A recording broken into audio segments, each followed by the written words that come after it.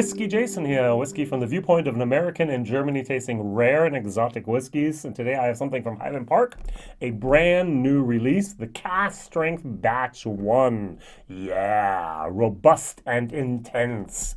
63.3 ABV. Whiskey base number 166530. And we have here a no age statement for, at least in Germany, I paid 68 euros for this.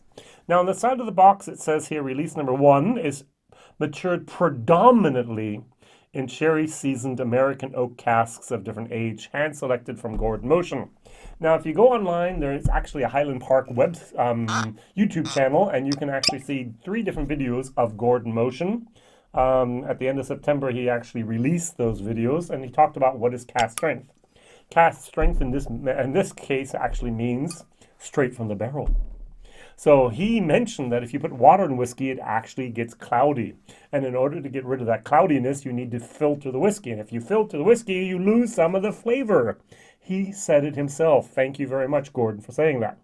So this is cask strength, so non-chilled filtered, no color added, straight from the barrel there, basically. So this is batch number 1, and this has a lot, or predominantly, as we heard, American oak seasoned sherry casks. Now batch number 2 might have more European oak, or might have more bourbon, or might have something else. Gordon Motion, he gets to decide what he's going to do for the different batches. So, what else did I want to mention? It says here, bottled at a combined cask strength to capture the essential DNA of Highland Park and intensify each individual stream or strand of flavor. Non-chilled filtered, and the whiskey's natural warm and golden color is driven entirely by our casks without additives. So Highland Park belongs to the Eddington group, so for example Macallan as well, and so they're doing a lot of interesting things.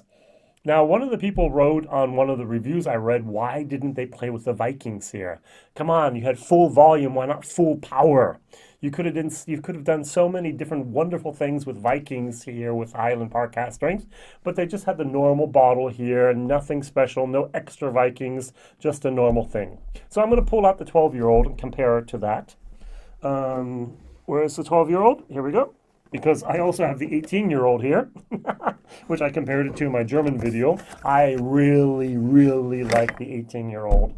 That's one of my, that is my favorite Highland Park whiskey, hands down. And, oops.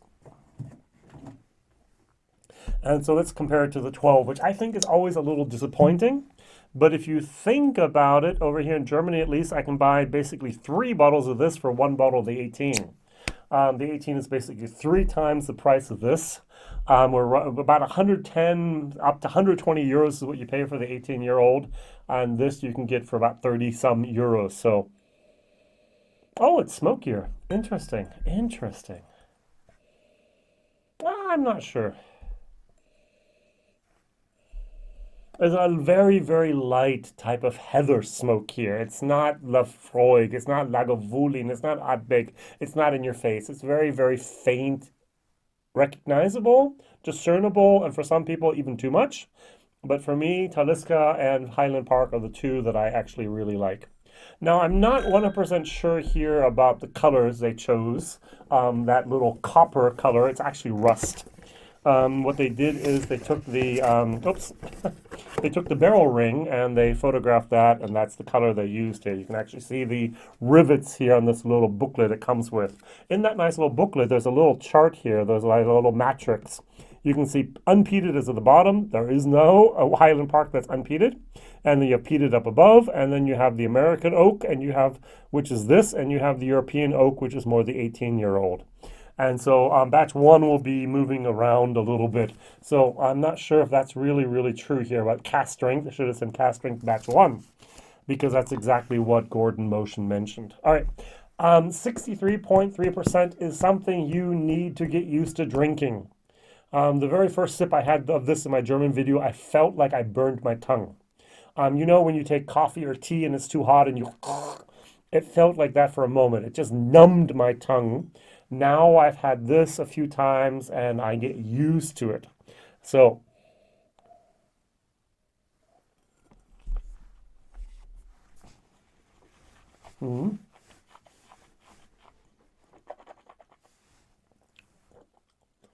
Having said that, you do get that nice little warmth that comes down. It does numb your gums and your tongue a little bit. There's a sweetness. There's a vanilla. There's a creme brulee. And there's some interesting, I'm going to say spices. Sometimes when we go to like a shisha bar, I'm not there very often, but I've been in one, you got some interesting little things going on in there. So it says here, the tastings notes, it's sweet and smoky on the nose. I don't, not much smoke, a little bit. With aromas of violets, violets, and ripe vanilla pods, gathering on a wave of aromatic peat smoke. Not sure about that. Rich and full-bodied, yes. Soft toffee, heather, honey, and freshly grated nutmeg emerged on the palate, enriched by a concentrated tang of sun-ripened citrus fruits. A long, lingering finish leaves the impression of warm creme brulee and exotic eastern spices. Now, for me, this whiskey is best enjoyed with a teaspoon of whiskey. In this case, I have a little, I'd bring it down to about 50%. And then it's like, wow, this is a little too strong. And when I get at the end, I get a little bit of a tart tannin moment. So it starts off and it's like shock wave. And like, oh, wow, the alcohol is over. Now it's getting nice. It's like, oh, wait a second. There's a little bit of a mediocre finish. Now, with the water, it doesn't change much in the nose. A little bit of the sharpness of the alcohol is gone. You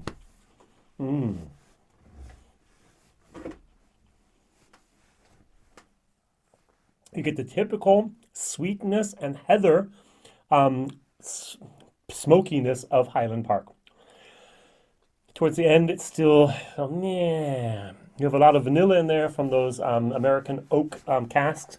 Now, what I'm not really getting, this is not a sherry bomb.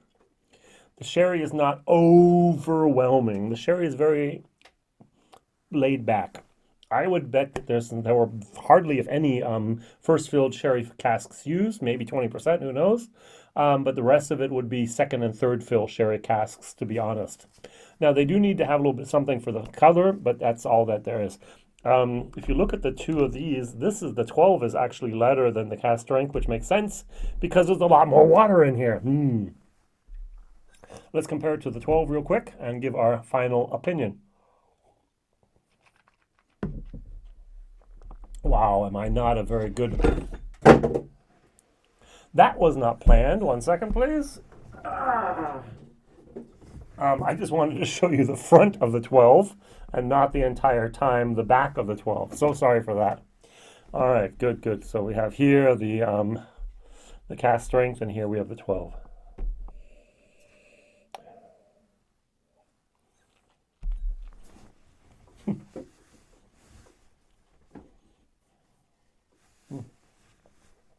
Coming off the 63%, or even diluted down to the 50%, this 40%, I think, expression, it seems watered down. It's very, very weak in comparison. But yet, for me, the smoky heather notes are actually stronger here in the 12-year-old than they are in the cask strength.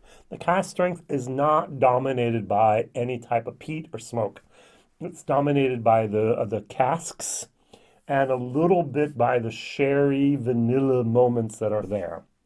All right, very good. I'm going to give this a C plus without water, and I'm going to give it a B plus with B minus. I'm sorry, B minus, C plus without water, and B minus with water. Value for money. C minus. For some reason, Highland Park has gone up in prices a lot, and they are way, way over expensive. And so to see something for 67 euros in cask strength, it really didn't surprise me, the price. It's like, that's about right. Now, of course, 20 euros, $20, 10 pounds less would have been fantastic, of course, but it's not something that wasn't shocking. shockingly expensive. One last question. Did Highland Park really need to add a cask strength expression to the range? I'm going to say yes. I'm so happy they did it. I really think it's great. I'm not sure if I'm a fan of the batch ideas that you have the batch 1 and the batch 2 and the batch 12 and the batch 35 and the batch 99. I'm not sure about that. And each time they change something a little bit. Because here, you can see the release number 1 at the top, but it's going to be bottled straight from the cask to deliver extraordinary depth, complexity, and balance. It's always a question of how many batches do you really want to have? All right, think about that, please, Gordon Motion. I'm thinking about it already for you. So thank you very much for watching. Please like, please subscribe, please tell others. Usually I only do bottles that are rare and exotic. This time I'm doing it because I might be, or hope to be, the first person to do an English review about the Highland Park Cask Strength Release number 1. There's like 12 reviews in German already. I just received the bottle last week, but hey, I'm late. But in the English world, I might be early, so let's see what happens here. Thank you very much for watching. All the best. Bye-bye.